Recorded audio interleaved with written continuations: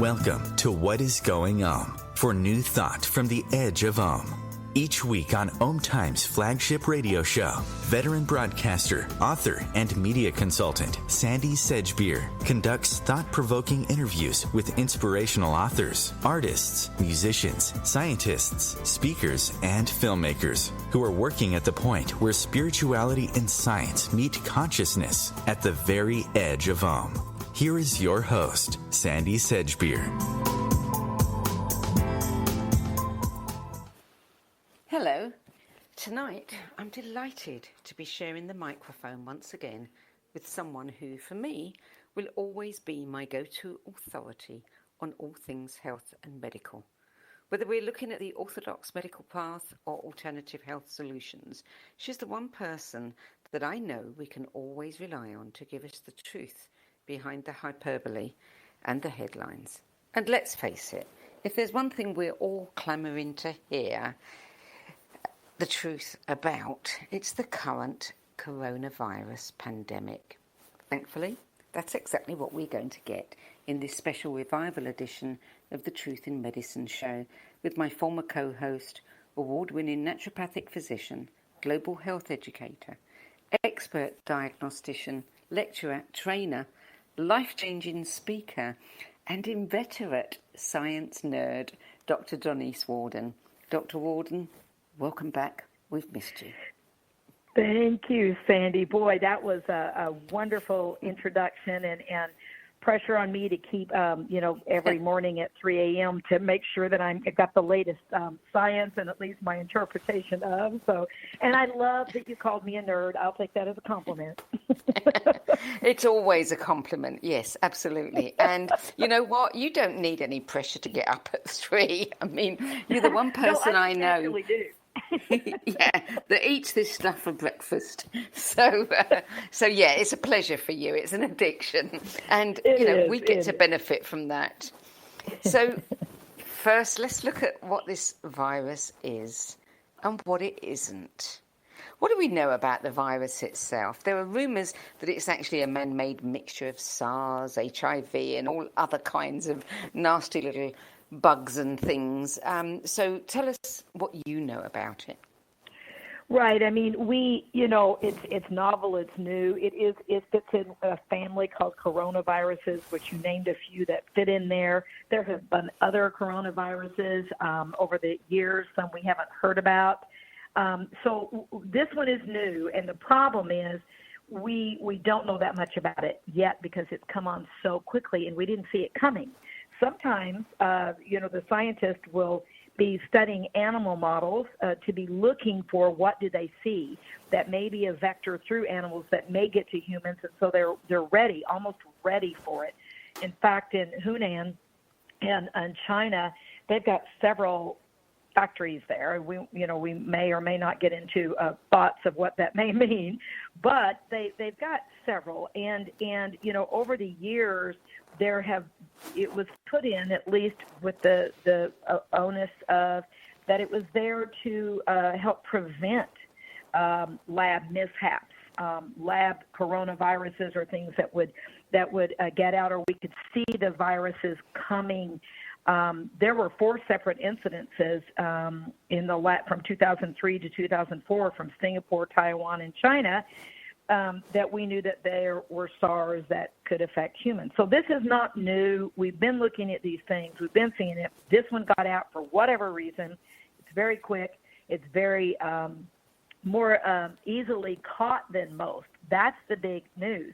It's not as dangerous in the sense that how many people it's going to kill, but the rapid spread of it is the biggest threat from it.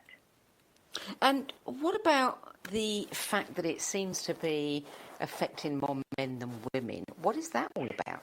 We don't know. Some of the postulations are that maybe it has something to do with hormones because children aren't affected as much, and women past menopause, now those statistics begin to even out. So that difference may be estrogen. Kids have more estrogen, women have more estrogen until after menopause. We don't know yet, but there is a hypothesis out there that may have something to do with hormonal protection with, that works with or against viral replication and so forth.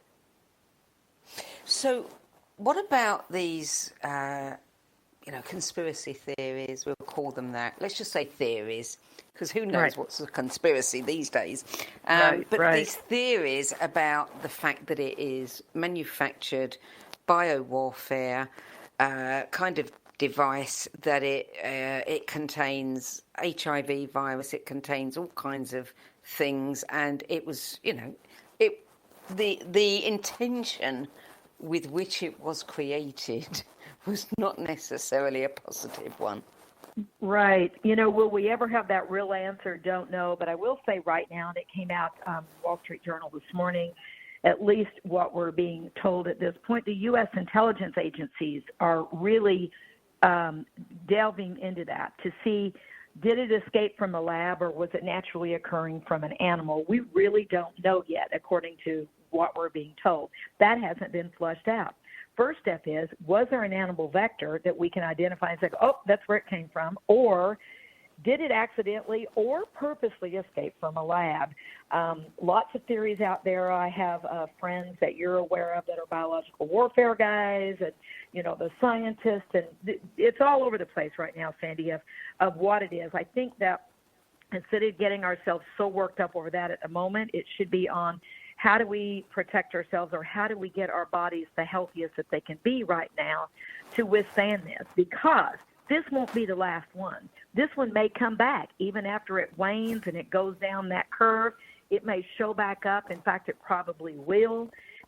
So what can we do? And I think that we as humans need to keep asking the questions to get the pressure on, was this purposeful or not? Either way, what we can do right now is look at what we can be doing, because everything you do right now determines how your body is going to react to this virus and the next one.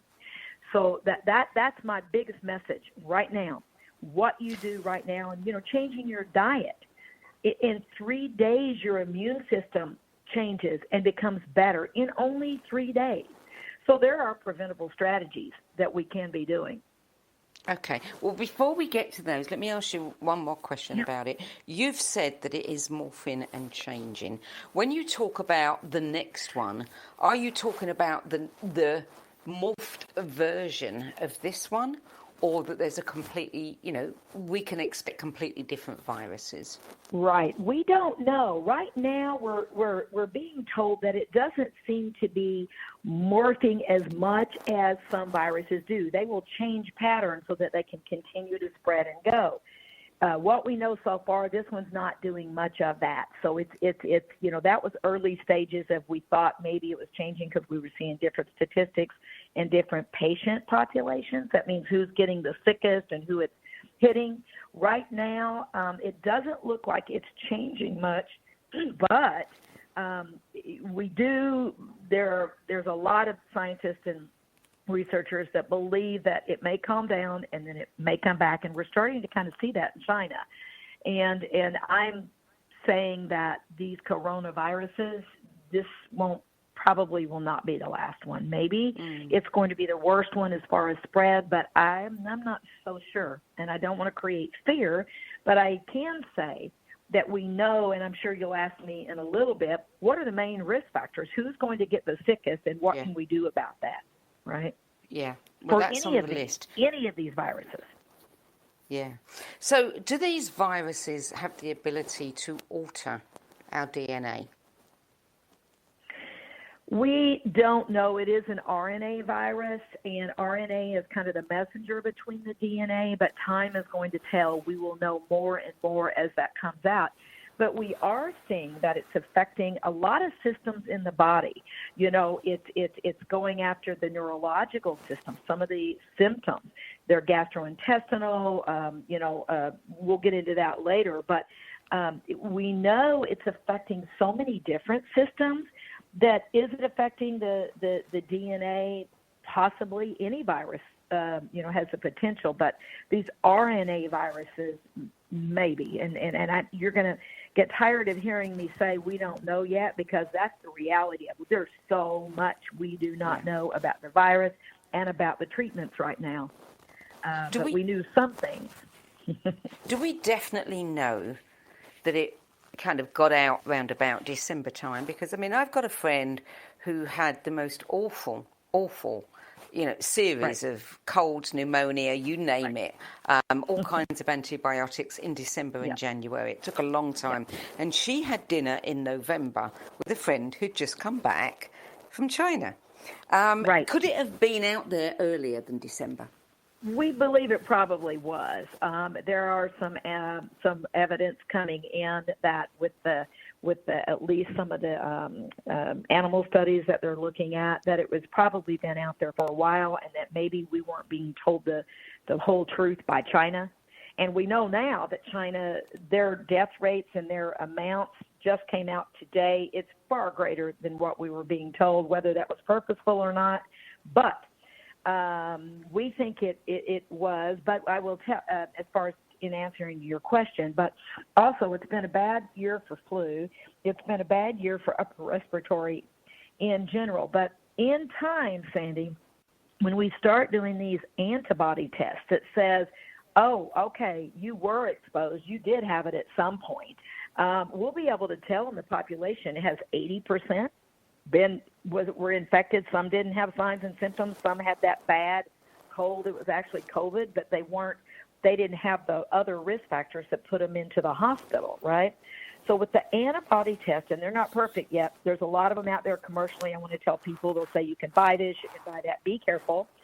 Some insurances and some regular labs are starting to do some for less money if you just want to look and see. But the problem with that is we can see whether you've been infected, right? But whether you really reacted, did you create enough antibodies to keep you from getting sick again? We don't know any of that information yet. We can just tell by a well-done antibody, and I think we're going to get there very quickly, to say, yes, you were exposed, you had it, your body encountered this, but you can't take that as, wahoo, yay, I'm not going to get sick from this again. I'm protected. We just don't know how long that would last. If you had a really bad one, like your friend, if that was COVID, the hypothesis is that the sicker you got, the more antibodies and the more protection you may have, your body have mobilized for the next time it comes around or some other similar virus. But we don't know yet. But that's the way viruses usually act. If you got a little bit sick, you may have a year of protection. If you've got sick, a major, you might have 2 years, but we don't know yet. Okay. Well, I really want to, and I know that you agree with me, focus in this show predominantly on what is within our individual power, to do to protect ourselves. You're a great advocate for people having the information and the tools to protect themselves, and so am I. So the next two segments will be on that side of it. But just before we go to our first break, let's just quickly look at, because the picture's changing daily, let's look at some of the official current medical approaches. And, we've heard an awful lot about the malaria drug, hydroxychloroquine. Right. I think it's called. Right. How what's the potential of that drug? Well, here's what the latest is. 80% of pharmacists in America say that yes. 80% say that yes, they think it should be used in last stage, in stage of when somebody's really, really sick. It's kind of a Hail Mary, and they think it should be used. But the rheumatologists are saying, wait. We don't know, because the patients that have lupus and rheumatoid arthritis rely on this if you're using it and not knowing. And so the studies right now, the latest studies are showing most of those studies are showing it's high risk, including damaging heart, and that it may be causing more damage than help. And that was even today, new studies coming out. So it may be causing more damage than help. And my message to people is, at some point, you got to trust the doctor in charge, and that means that they say, if I've got a patient with heart disease or congestive heart failure, maybe this is not helping. The ventilator, we know that now. Vents, 80% of people put on vents don't make it. they just don't make it. If you're at that point to do an event, and the studies now are saying that they may be harming more than helping. So the doctors are starting to figure out the patterns. What patient might do better with what treatment. But right now, it's up to the doctor. And if you have an advocate or a physician that knows you that can make that call to that hospital to say, here's this patient, here's where their weaknesses are, it helps the doctor in that moment make the decision. With all these things, we don't know yet. We just don't know. There's different types of drugs in studies right now, not just the anti-malarial, right, but the anti-HIV drugs. There's a lot, but right now there's not a ringer. There's not one that we say, okay, that's it. That's the best one we've got. In fact, most doctors are saying, or a lot of doctors are saying, wow, we may be causing more harm than good with some of these treatments. And that's the reality of it. I've read recently about some doctors who actually decided to blend 3 different things. I think one of them may even been a stroke medication to break up blood clots because they noticed that blood clots were forming in the lungs, and it was successable. So I guess we're still in the trial and error. We are. Yeah, we are. And I want to talk about that because that hypercoagulability that you're talking about of that, we can start kind of looking at that or thinking about that from a preventive standpoint. So, yes, there are things that we know that are happening in most people. We know who's most at risk, which I would really like to talk a little bit about in the next section. But what can we be doing right now that may help some of those things that you're talking about? I mean, the Z-Pak, the antibiotic, there's lots of things being trialed. And some doctors say, hey, I got somebody that survived this, but that's not big populations for us to make big statements yet. Who needs what? Great. Okay, right. Well, let's move on to the positive stuff after the break. You're listening to What is Going On. I'm Sandie Sedgbeer, and I'm speaking with award-winning naturopathic physician, global health educator, international speaker, and passionate advocate for educating people on taking charge of their own health, Dr. Donese Worden. We'll be back with more from Dr. Worden after the break.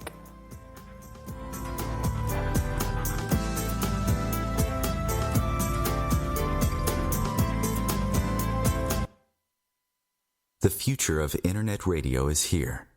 OMTimes Radio. IOM FM. Ascending Hearts is no ordinary dating site, but a spiritual dating site with a purpose, to link you with your soulmate. We engineer the serendipity so you can trust that you will attune with someone that has the same matching vibration as you. Ascending Hearts, the conscious dating site for the spiritually aware. Try Ascending Hearts for free. AscendingHearts.com. More than 24 million Americans have an autoimmune disorder, and that number continues to grow. I'm Sharon Saylor, and I'm one of those 24 million. To put that number in perspective, cancer affects about 9 million and heart disease up to 22 million. That's why I've brought together top experts and those thriving regardless of their diagnosis to bring you the latest, most up-to-date information. Join me, Sharon Saylor, Friday night, 7 p.m. Eastern, for the Autoimmune Hour on Life Interrupted Radio to find out how to live your life uninterrupted. Hello, I'm Sandie Sedgbeer, host of OMTimes' flagship radio show, What is Going On? As a long-time editor, book judge, spiritual magazine publisher and radio host, I've read thousands of books and interviewed hundreds of authors and teachers. So I know what's worth reading and what isn't. Now, with the spiritual book market growing increasingly crowded, more and more people are seeking my help in finding the authentic voices, the empowering tools, and the genuine skip the BS guidance that will make the most difference to their spiritual development.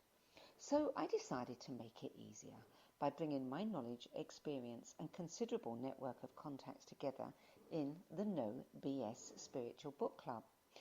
There are no ads, no joining fees, no obligations, and no BS. Just an ever-growing library compiled by recognizable and respected names of the 10 best books that help them the most on their journeys.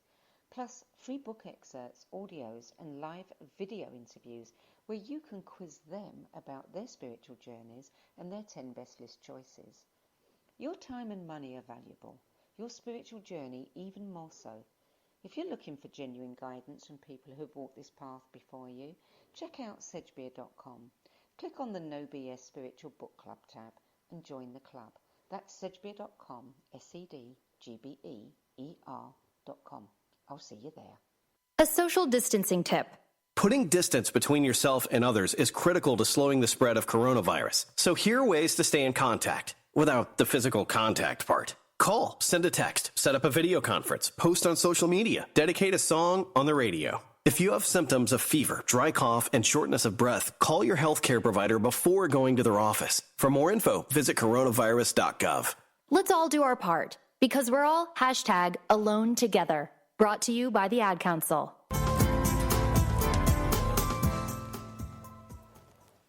Welcome back, Dr. Donese Worden. Are we getting the truth about who is at most risk?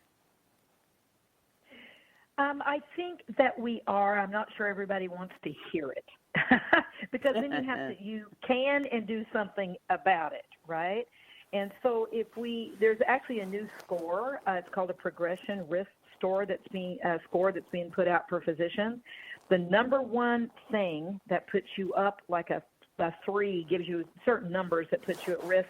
And this is being used by the doctors to determine who gets what treatment. If you've got a lot of these risk factors, you may not be the person getting the vent when you need it. They're going to give it to somebody else who has more of a chance to survive. So one of them is comorbidities. I want to talk about that in a second. The second one is if you're over 60 years old. Third one is your lymphocytes. If your white blood cells have gone off the chart, and that's a cytokine storm, that means the inflammation is way too high. And I think some people right now that are saying, I'm going to take all this stuff that revs up my immune system. You hear everybody saying, let's boost the immune system, let's rev it up. You may be working against yourself. We don't know yet. I'm about modulating, allowing the body to create a response if it needs, but not get it in a high state to start with.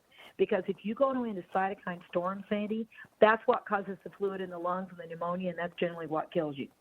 So I don't think more is better this. The other fourth one in that score is called lactic dehydrogenase, LDH, and that's the enzyme that's found in most cells, and that is kind of along the line of what you were talking about, the blood clots and the sticky blood, the ability to form clots. So those are the scores, but the biggest things that we've got to know, the biggest risk factors right now is that diabetes is a very big risk factor, and it's been linked for rapid progression. And that's the thing, the healthcare workers and doctors and friends, nurses, friends of mine are saying they're fine. They're talking to a patient in the room. They walk out. They're afraid to walk out because they walk back in, and there's a rapid progression.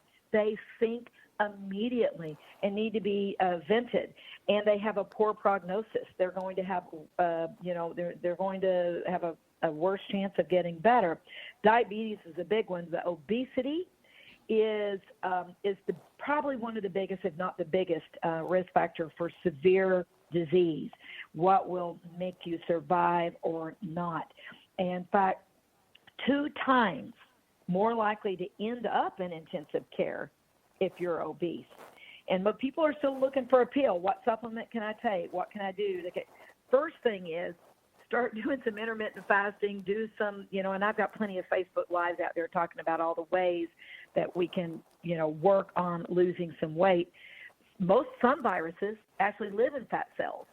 So now's the time. Now's the time to be healthy. Now's the time to lose weight. And obesity is one of the biggest risk factors out there. You can do something about it right now, and there's not a supplement that's going to do it for you. You have to change your lifestyle, what you're eating, how you're eating, and your exercise programs. And we'll probably get into that more in the next section. Just so that I understand this, what is it about diabetes and obesity that makes it such a problem here? Well, overall, those make you more at risk for any disease, make you more at risk for cancer.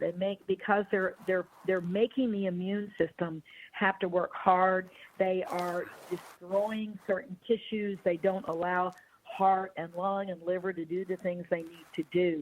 So in general, they put you more at risk for any disease. Okay. But now with the COVID, they've just really noticed if a patient is obese, the doctors and the nurses immediately think, okay, this is somebody that we're going to have to watch closer and may have a worse outcome in diabetes. So just in general, what the toll that takes, why all of us in health and nutrition have for years been saying you need to get this under control because it puts you at risk. Well, right now, it's putting you at risk immediately for having a worse outcome with COVID.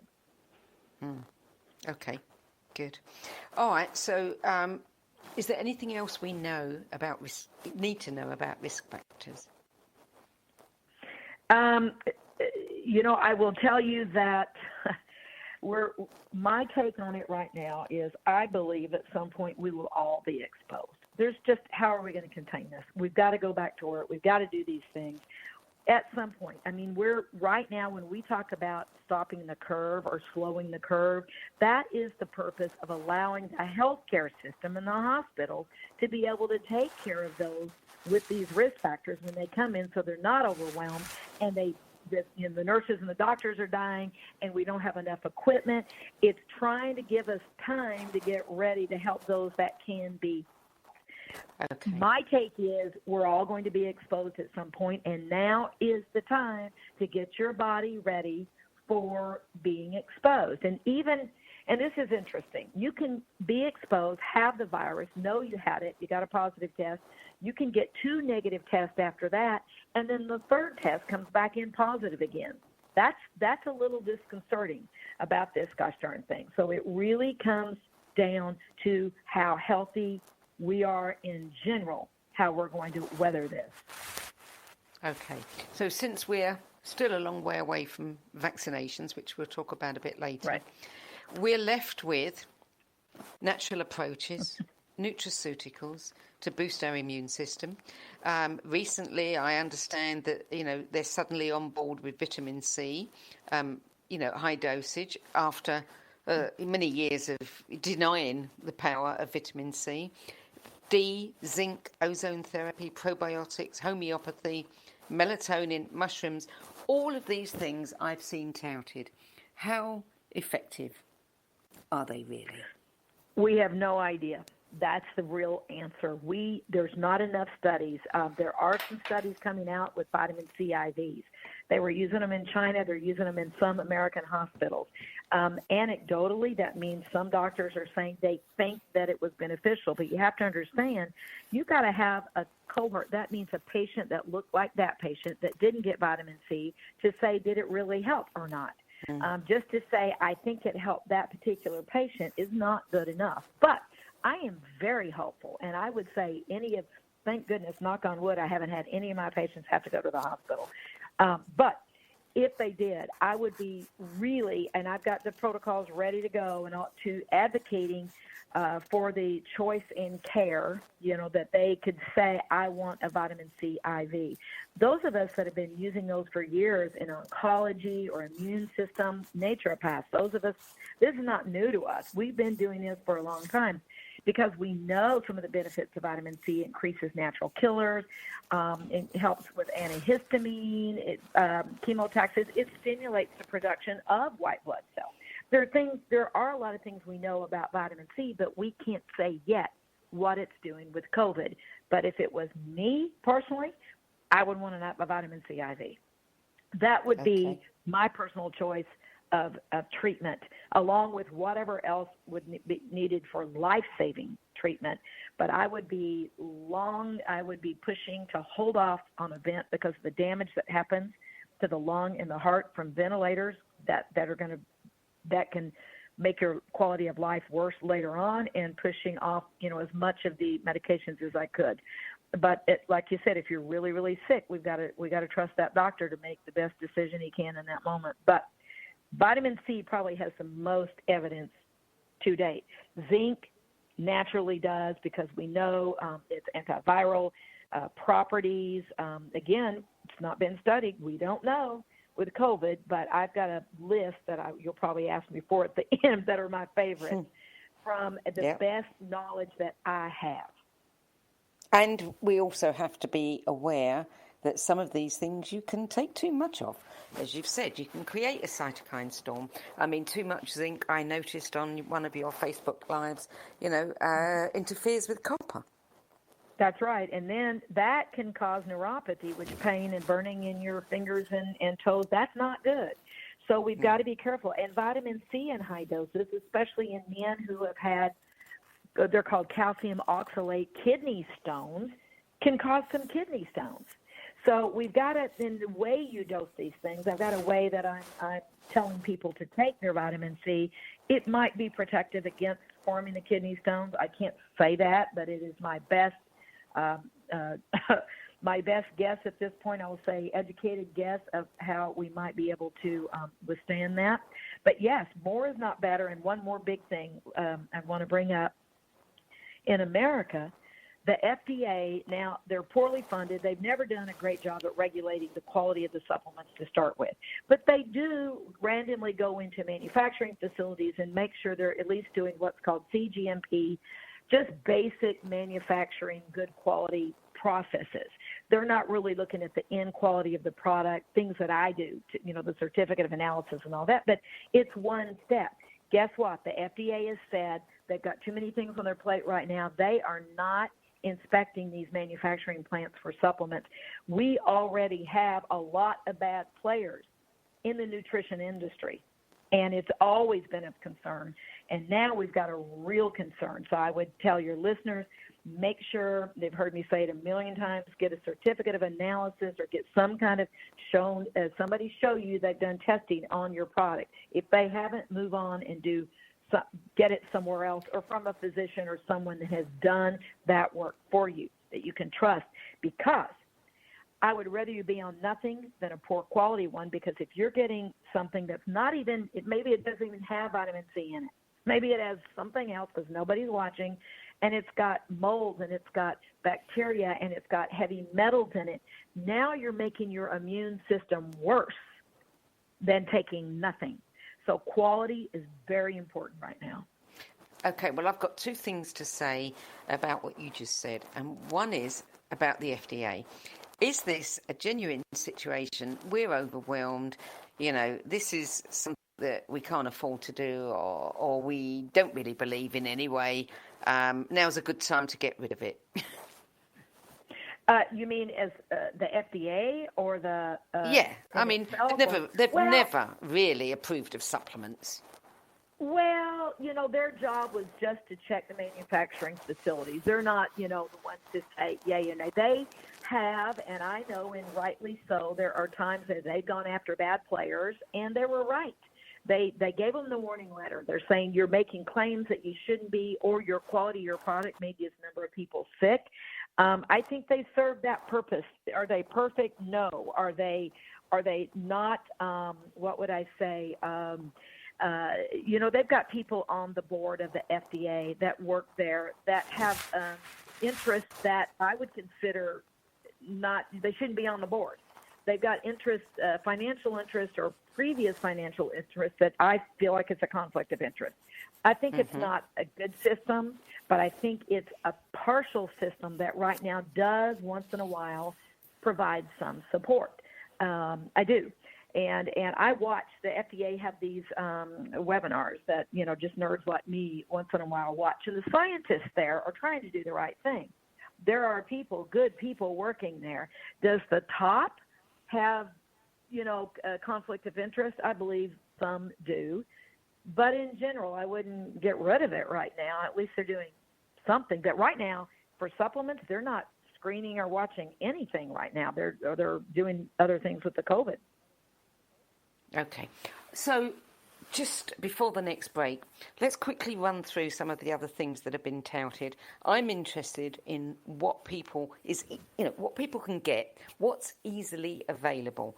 Probiotics, homeopathy, melatonin, mushrooms. Which of these would be on your radar as recommendations? Well, I'm a little bit afraid of the beta-glucans and so forth in the mushrooms because we don't know yet, and there's a possibility in my mind that they could contribute to that cytokine storm. Now, if you're just fighting something normal, they can increase the immune system and help you fight. But right now, I'm having people kind of stay away from mushrooms. That's my take, but I don't. That one concerns me a little bit. I could be wrong, but it does. You talked about, what else was it? The vitamin probiotics. C, obviously. Yeah.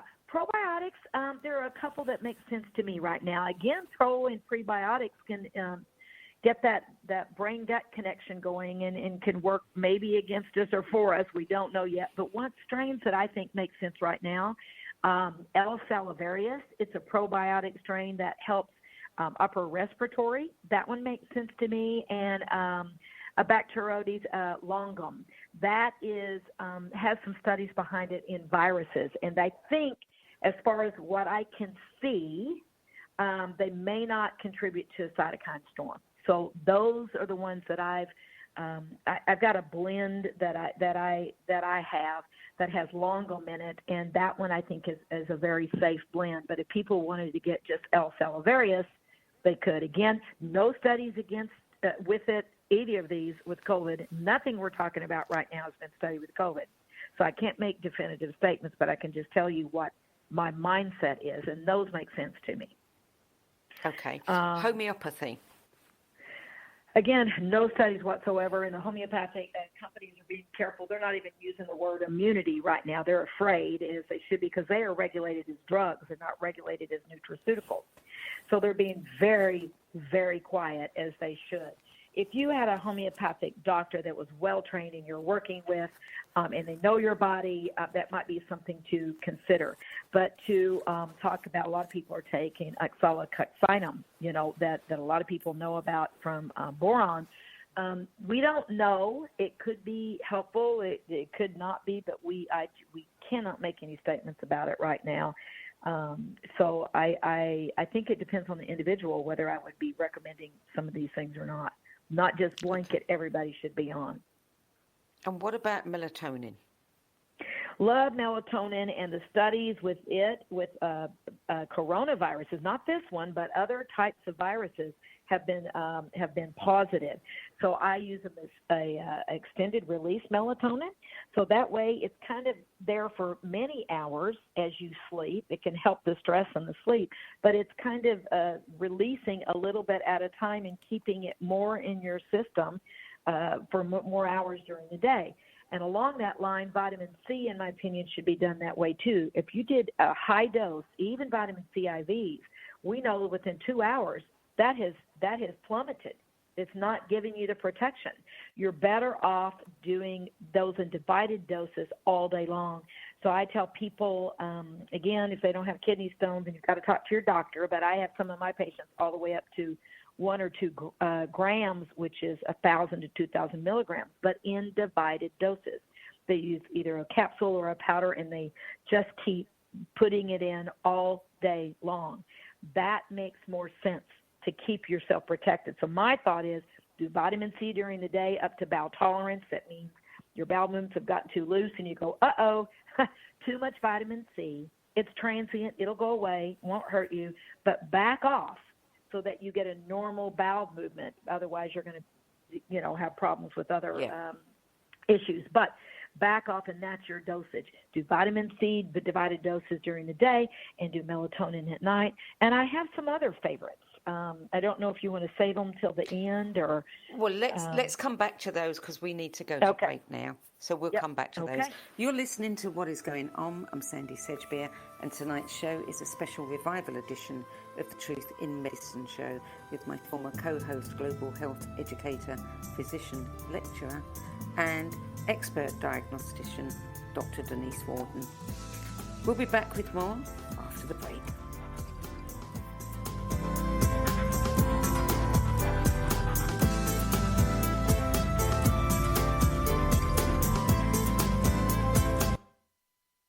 The cutting edge of conscious radio, OMTimes Radio, IOM FM. Being a radio host on IOM FM allows you to build your show on a rich platform with the power of the internet to fulfill your outreach goals and connect with a very specialized and global online audience, unlimited by time and distance. OMTimes Radio will provide you with web relevance, a recognizable conscious brand, and with the standard of excellence that has accompanied every single OMTimes endeavor. Host your show with OMTimes Radio Network. Hello, I'm Lisa Berry. Join me every Monday at 1 p.m. Eastern Time for Light on Living, a chance to see new, hear different, and feel more as I shine the spotlight on all the ways to lighten the load of life's challenges. Light on Living is your link to that new way you're looking for, that new understanding that will enhance your life, and that positive connection that will support your growth. So join me, and you'll gain insight and start to see things in a new way that motivates you.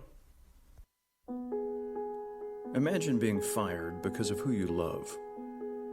Imagine being denied medical treatment because of who you marry. Imagine being evicted because of who you are. Millions of Americans don't have to imagine this. They have to live it. Because in 31 states, it's legal to discriminate against LGBT people. Get the facts at beyondido.org. Brought to you by the Gill Foundation and the Ad Council.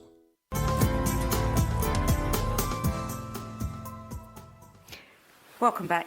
Dr. Donese Worden, so much to pack into such a short show. 1 hour is never enough. Okay. In this last segment, what I want to talk about are a number of things. I want to know your views on vaccines versus antigen testing as a way forward. I want to know about our mental and emotional health, what the future looks like. I want to discuss how much of our civil liberties and rights to freedom we're prepared to give away in the future. And also, for those of us that believing we create our own reality, how far can our positive intentions and outlook take us? So let's get going. Right. Okay. We've got to talk fast, but that's not a problem, as you know. Most people say slow down. But let me just start with, depression and anxiety in itself creates inflammation, and your listeners know the importance of taking care of our mental, emotional, and spiritual health, but knowing that creates inflammation. And so some of the supplements or things that I recommend are along that line. And, I as far as vaccines, in general, there are certain vaccines like tetanus vaccines that make sense to me. There are other ones. Do I think that we have to be required for herd immunity? I think the science has got to be a lot more clear before I'm going to be on board with that. Right now, it's not. And just like the flu vaccine, as you know, and we've had shows on this, Sandie, is that every year it changes. We don't know how effective it's going to be. And if the coronavirus is going to be the same way, it's going to change, it's going to be different. Why, and again, how many side effects, what's the risk? What negative things can happen from the vaccine? The safety has to be shown, and it has to be shown to me that it will definitely help for a longer time period, and it's going to be work better than the flu vaccine, or else it's just another. Let's hope it might do something. I'm not, if they can show, like tetanus, that it has very few people that have problems or reactions to that. Can they get the thimerosal out? Can they show really that it is protecting? Then I'll be on board with it. But in general, most of those kinds of vaccines don't make sense to me, but time will tell. Time will tell. But I'm not ready to say we all need to be vaccinated right now and give up our ability to say yes or no. But if it's very clear and the science is clear and I've dug down and I feel comfortable with it, then I will be encouraging people even though you're healthy, your neighbor may not be, maybe it makes sense. But right now I'm cautiously optimistic that maybe we'll get something, but I want to be more optimistic than I am. That's the way I should say. I don't know that we're going to have one that's a Hail Mary. I just don't. So what is your advice for getting ourselves and our bodies as healthy as possible right now? Right. So doing the meditation, we know that inflammation that happens from that. Fasting, intermittent fasting, or some type of fasting and calorie restriction is very good. It increases your immune system. It helps you. Saunas help. These things that we know, we've got to get our weight under control, digestion under control. Inflammation, just drink green tea and put turmeric in. In fact, turmeric alone may suppress, I found a study that it may suppress cytokine storms. That's what we're worried about in COVID. So I'm for turmeric right now. So these are things that we can put into our diet. We need to be doing exercise. It helps our immune system modulate it. Interval training, 6 minutes a day. You don't have to have special equipment. Sandie, I'm doing Facebook Lives and all kinds of stuff giving information in detail on these things. But big picture, we need to be exercising more. We need to be doing some fasting, in my opinion. Dietary considerations, add in some of these anti-inflammatories like green tea and inflammaric. Those are great things to do. And then a few more supplements that I think make sense. Okay. Before we get to the supplements, to wear a mask or not? How much protection from infection do they really offer? Right. Well, I, even before the CDC came out, and I even took a chance, I was saying wear a homemade one before everybody said you should be wearing all these masks, because my thought was, and it still is, that even if you can keep a certain portion, now if you don't have an N95 mask, we can't say that you're blocking the COVID. But if you got less of a load, and I've talked to microbiologists and my friends about this, let's say you've got 10,000 versus 100,000 viruses infecting you, maybe it doesn't overwhelm your immune system. You get a little bit sick, you create your own little natural vaccine, and it's better. So my thought process is, why wouldn't you? Because just from your own personal, decrease the amount of the viral load all at once and help you not spread it.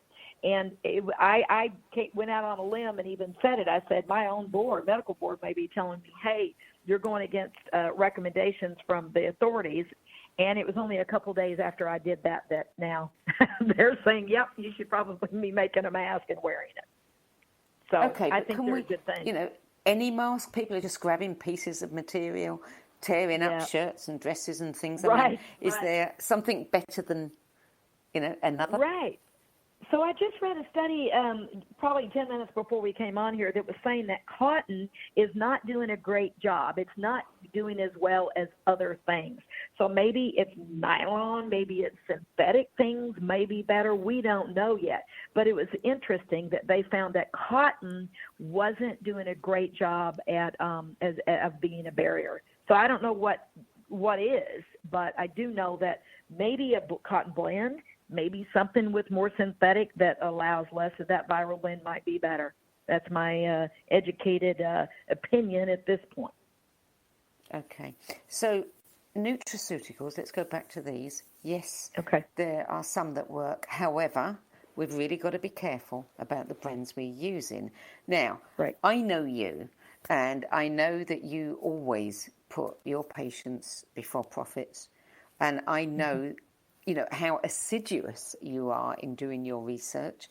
And I've worked very closely with you over the years, which is, why you're my go-to person here. Appreciate that.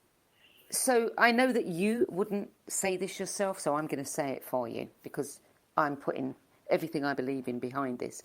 That if somebody wants to find out what are the good nutraceuticals and what aren't, just go and look at what's on your website. If they're there, then we know that you've seen the certificates. You have done the work and you know that they have the least amount of negative additives as possible. And if people don't want to, buy those from you, they can at least learn what is good and what isn't, and what to look for as well. So I just want to get that out of the way right now because it's the best piece of advice that I can offer. And now, what else can you add to that to tell us about the kind of nutraceuticals? Right. Well, one more they can eat is garlic. You don't have to get a nutraceutical for that, but I think that makes sense. Of course, zinc. But if you're taking a multivitamin, it has some copper in it, you're okay increasing your zinc. And I like zinc a lot. And now's the time to go a little bit higher, and it's inexpensive. But I would want you on a multivitamin at the same time.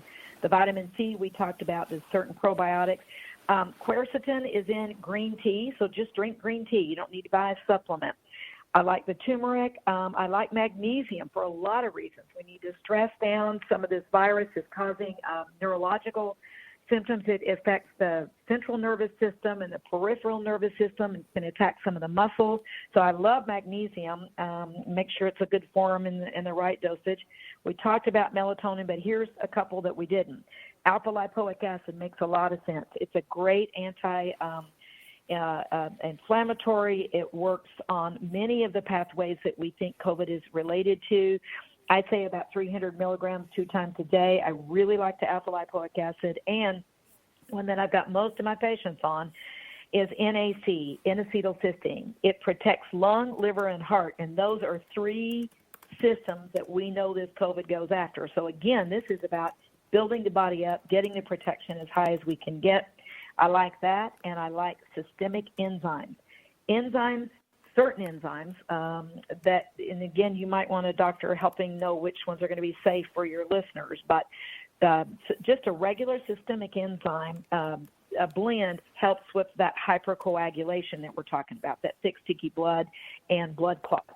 I have a particular one that's not on the website. If your listeners could try to contact the office, and I could make sure they might be okay with it, but it helps you not form blood clots.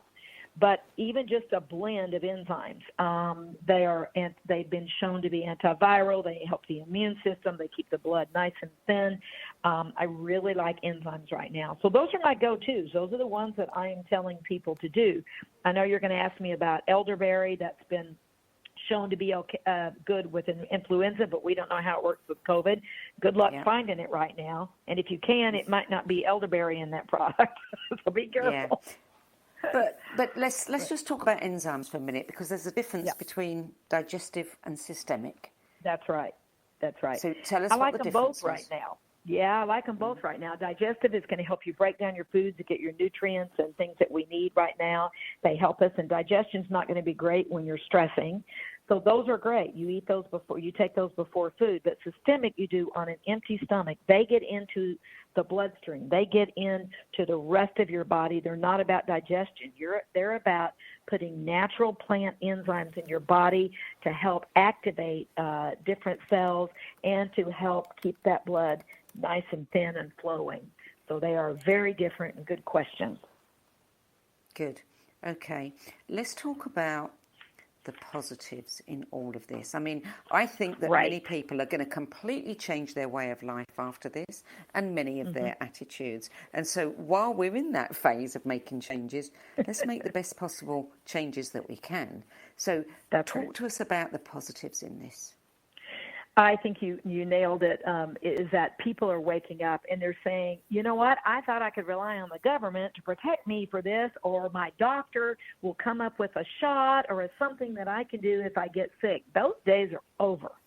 Everybody's eyes are awakened, and now it's personal responsibility. Now it is, Sandie, this is interesting. In the insurance model in America, let's take $1. The patient spends $1, okay? 15 cents goes to the insurance plan.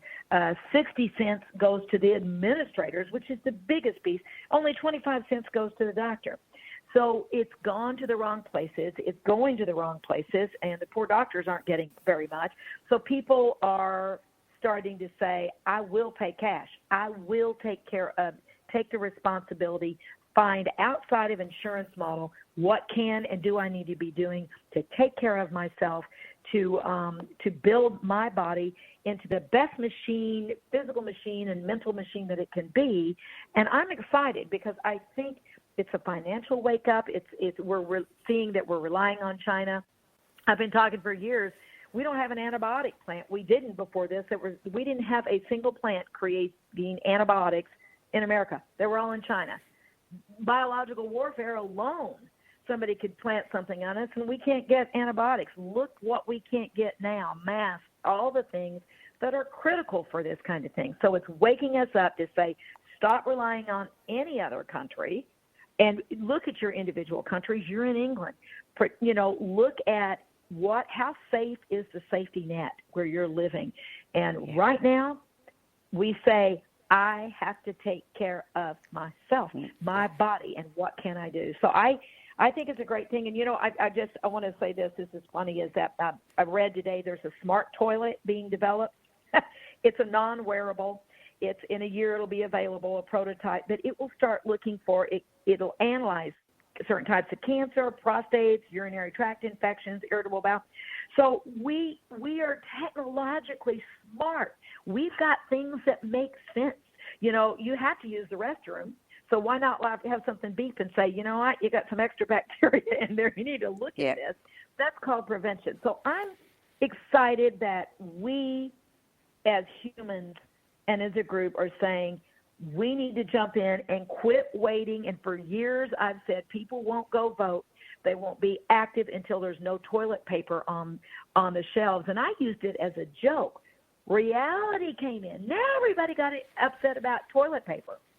We should have been looking at what else do we not have. So I think it's a wake-up call. I think it's a good one. It's a horrible one.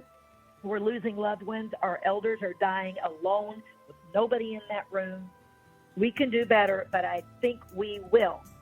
I believe in us, and I think we will. Wake up. Okay, we're out of time now. I'm just going to ask you one thing. Can you please put that protocol and, you know, the way to take it onto your Facebook page, and everyone can go there and find it?